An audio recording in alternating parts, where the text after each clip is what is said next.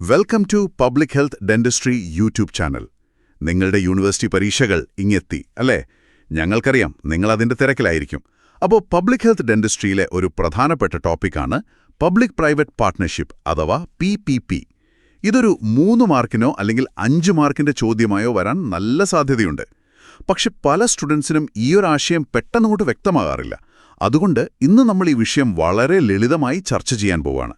ഒരു A4 പേജിൽ ഒതുങ്ങുന്ന രീതിയിൽ, പക്ഷെ എല്ലാ പ്രധാന പോയിന്റ്സും ഉൾപ്പെടുത്തിക്കൊണ്ട്. അപ്പോൾ എന്താണ് ഈ പബ്ലിക് പ്രൈവറ്റ് പാർട്ട്ണർഷിപ്പ്? ഇന്ത്യയിലെ ദന്താരോഗ്യ മേഖലയിൽ ഇതിനെന്താണ് ഇത്ര പ്രാധാന്യം? നമുക്ക് കാര്യത്തിലേക്ക് കടക്കാം. തീർച്ചയായും. പരീക്ഷയ്ക്ക് എഴുതുമ്പോൾ ആദ്യം വേണ്ടത് കൃത്യമായ ഒരു നിർവചനമാണല്ലോ. അപ്പോ പബ്ലിക് പ്രൈവറ്റ് പാർട്ട്ണർഷിപ്പ് അഥവാ PPP എന്ന് പറഞ്ഞാൽ പൊതുജനങ്ങൾക്ക് ദന്താരോഗ്യ സേവനങ്ങൾ നൽകാൻ ഒരു സർക്കാർ സ്ഥാപനവും ഒരു സ്വകാര്യ സ്ഥാപനവും തമ്മിലുണ്ടാക്കുന്ന ഒരു ദീർഘകാല സഹകരണമാണ്. ഓക്കെ, ഒരു ഗവൺമെന്റ് എന്റിറ്റിയും ഒരു പ്രൈവറ്റ് എന്റിറ്റിയും. അതെ. ഇതിലെ പ്രധാന ആശയം ഇതാണ്: സർക്കാർ ലക്ഷ്യങ്ങൾ നിർവചിക്കും. ഉദാഹരണത്തിന്, കേടുപാടുകളില്ലാത്ത പല്ലുകളുള്ള ഒരു ഗ്രാമം എന്നത് സർക്കാരിന്റെ ലക്ഷ്യം. പക്ഷെ ആ ലക്ഷ്യം നടപ്പിലാക്കുന്നതും അതിലെ സാമ്പത്തികമായ റിസ്കുകൾ ഏറ്റെടുക്കുന്നതും സ്വകാര്യ പങ്കാളിയായിരിക്കും. ഇത് കേൾക്കാൻ വളരെ സിമ്പിളായി തോന്നുന്നുണ്ട്. പക്ഷെ എന്തിനാണ് നമുക്ക് ഇങ്ങനൊരു സംവിധാനം? സർക്കാരിന് സ്വന്തമായി ഇതെല്ലാം ചെയ്തുകൂടെ? ഇതിന്റെ ഒരു ഫിനാൻഷ്യൽ ലോജിക് എന്താണ്? അതൊരു നല്ല ചോദ്യമാണ്. അതിന്റെ കാരണം നമ്മുടെ രാജ്യത്തെ ഒരു പ്രത്യേക സാഹചര്യമാണ്. നമുക്ക് 2 വശങ്ങൾ നോക്കാം. ഒന്ന്, പബ്ലിക് സെക്ടർ, അതായത് സർക്കാർ മേഖല. രാജ്യത്തെവിടെയും എത്തിച്ചേരാനുള്ള സംവിധാനം സർക്കാരിനുണ്ട്. PHC, CHC അങ്ങനെയൊക്കെ. പക്ഷെ അവിടെ ആവശ്യത്തിന് ദന്ത ഡോക്ടർമാരോ ഉപകരണങ്ങളോ സാധനങ്ങളോ ഉണ്ടാകണമെന്നില്ല. ശരിയാണ്, കെട്ടിടം കാണും, പക്ഷെ സൗകര്യങ്ങൾ കുറവായിരിക്കും. അതെ. ഇനി രണ്ടാമത്തെ വശം നോക്കാം: പ്രൈവറ്റ് സെക്ടർ. ഇന്ത്യയിലെ ഏകദേശം 95% ഡെന്റിസ്റ്റുകളും സ്വകാര്യ മേഖലയിലാണ്. ഏറ്റവും പുതിയ ടെക്നോളജിയും അവിടെയാണ്. പക്ഷെ അതൊക്കെ കൂടുതലും നഗരങ്ങളിലാണ് കേന്ദ്രീകരിക്കുന്നത്. മാത്രമല്ല, സാധാരണക്കാർക്ക് താങ്ങാൻ പറ്റുന്നതിലും ചിലവേറിയതുമാണ്. അപ്പോ ഒരിടത്ത് എത്താനുള്ള സംവിധാനമുണ്ട്, പക്ഷെ സേവനമില്ല. മറ്റൊരിടത്ത് നല്ല സേവനമുണ്ട്, പക്ഷെ അത് സാധാരണക്കാരിലേക്ക് എത്തുന്നില്ല. ഈയൊരു വിടവ് നികത്താനുള്ളൊരു പാലം പോലെയാണ് PPP പ്രവർത്തിക്കുന്നത്, അല്ലേ? കൃത്യമായി പറഞ്ഞാൽ അതുതന്നെ. ഇതിന് മറ്റൊരു സാമ്പത്തിക വശം കൂടിയുണ്ട്. സ്വന്തമായി എല്ലാം നിർമ്മിക്കുന്നതിനു പകരം സ്വകാര്യ മേഖലയുടെ കാര്യക്ഷമത സർക്കാർ വിലയ്ക്കു വാങ്ങുന്നു. ഇത് സർക്കാരിന്റെ വലിയ രീതിയിലുള്ള മൂലധന ചെലവ് കുറയ്ക്കാൻ സഹായിക്കും. മൂലധന ചെലവ്, അതായത് ക്യാപിറ്റൽ എക്സ്പെൻഡിച്ചർ, കാപെക്സ്. അതെ, കാപെക്സ്. സർക്കാരിന് വില കൂടിയ ഡെന്റൽ ചെയറുകളും മറ്റുപകരണങ്ങളും വാങ്ങുന്നതിനുള്ള വലിയ ചെലവ് ഒഴിവാക്കാൻ പറ്റും. ഓക്കെ, അപ്പോ PPP തന്നെ പലതരത്തിലുണ്ടാകുമല്ലോ. പരീക്ഷയ്ക്ക് ഉദാഹരണ സഹിതം എഴുതാൻ പറ്റുന്ന പ്രധാനപ്പെട്ട മോഡലുകൾ ഏതൊക്കെയാണ്? തീർച്ചയായും. പ്രധാനമായും ഒരു 3 മോഡലുകൾ നിങ്ങൾ ഓർത്തിരുന്നാൽ മതി. അതിലൊന്നാമത്തേതാണ് service contract model. Service contract. അതെ, ഇതിനെ നമുക്ക് ഔട്ട്സോഴ്സിംഗ് എന്നും പറയാം.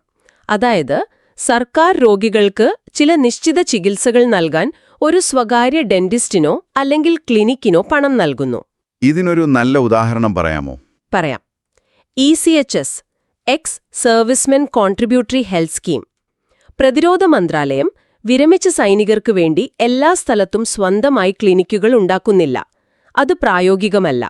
പകരം അവർ സ്വകാര്യ ക്ലിനിക്കുകളുമായി ഒരു കരാറുണ്ടാക്കും. ഒരു സൈനികൻ അവിടെ ചികിത്സ തേടുമ്പോൾ സർക്കാർ നിശ്ചയിച്ചൊരു പാക്കേജ് റേറ്റ് ആ ക്ലിനിക്കിന് നൽകുന്നു. ഓക്കെ, മനസ്സിലായി. അപ്പോൾ രണ്ടാമത്തെ മോഡൽ ഏതാണ്? രണ്ടാമത്തേത് ഇൻഫ്രാസ്ട്രക്ചർ ഷെയറിംഗ് മോഡലാണ്. ഇൻഫ്രാസ്ട്രക്ചർ ഷെയറിംഗ്, പേര് കേൾക്കുമ്പോൾ തന്നെ ഏകദേശം ഒരു ഐഡിയ കിട്ടുന്നുണ്ട്. അതെ. ഇവിടെ സർക്കാർ സ്ഥലം നൽകുന്നു.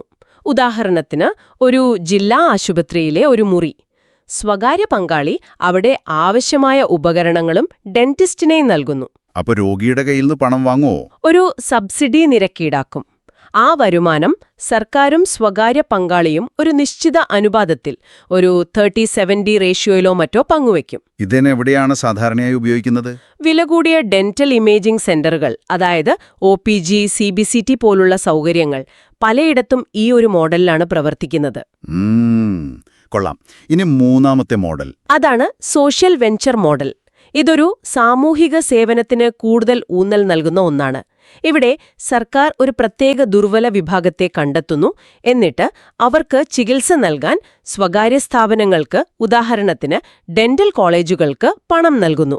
ഇതിന് നമ്മുടെ രാജ്യത്ത് നിലവിലുള്ള ഒരു ഉദാഹരണമുണ്ടോ? ത്തിലെ പ്രായമായവർക്ക് വേണ്ടിയുള്ളതാണ്. സർക്കാർ ആരോഗ്യ പ്രവർത്തകർ ഗ്രാമങ്ങളിൽ പോയി ഇവരെ കണ്ടെത്തി അടുത്തുള്ള സ്വകാര്യ ഡെന്റൽ കോളേജിലേക്ക് അയക്കുന്നു. അവിടെ അവർക്ക് സൗജന്യമായി പല്ല് സെറ്റ്, അതായത് കംപ്ലീറ്റ് ഡെൻചേഴ്സ് വെച്ചുകൊടുക്കുന്നു. അപ്പോൾ ആ സ്വകാര്യ ഡെന്റൽ കോളേജിന് എന്താണിതിൽ നിന്നുള്ള പ്രയോജനം? നല്ല ചോദ്യം. ഓരോ പല്ല് സെറ്റിനും സർക്കാർ ഒരു നിശ്ചിത സബ്സിഡി ആ കോളേജിന് നൽകും. അതോടൊപ്പം അവിടത്തെ വിദ്യാർത്ഥികൾക്ക് രോഗികളിൽ പരിശീലനം നേടാനുള്ള അവസരവും കിട്ടുന്നു. ഇത് വളരെ നല്ലൊരു കാര്യമാണല്ലോ.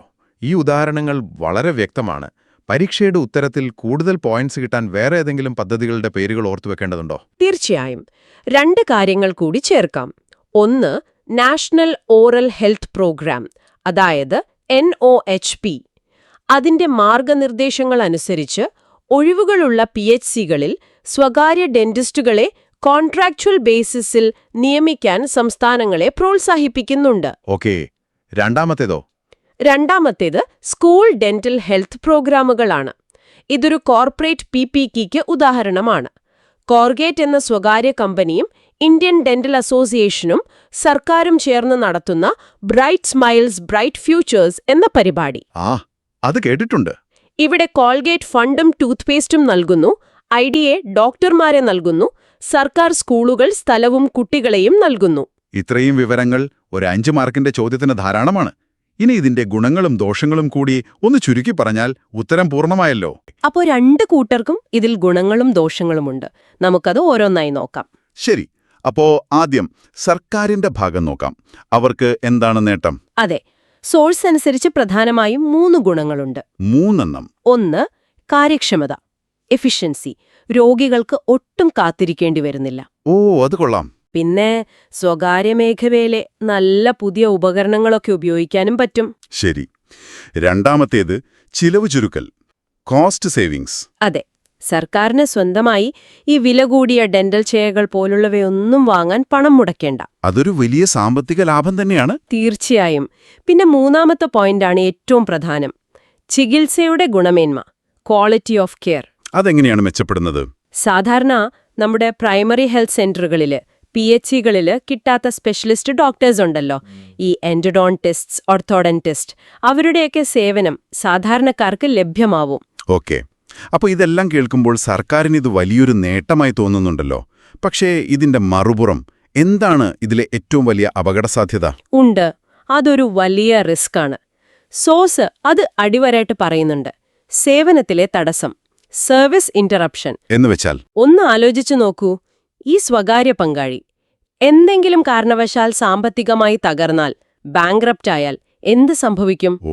സർക്കാർ കൊടുത്തിരുന്ന ആ ദന്താരോഗ്യ സേവനം അതൊറ്റയടിക്ക് പൂർണ്ണമായും നിൽക്കും. അത് ജനങ്ങളെ നേരിട്ട് ബാധിക്കുമല്ലോ.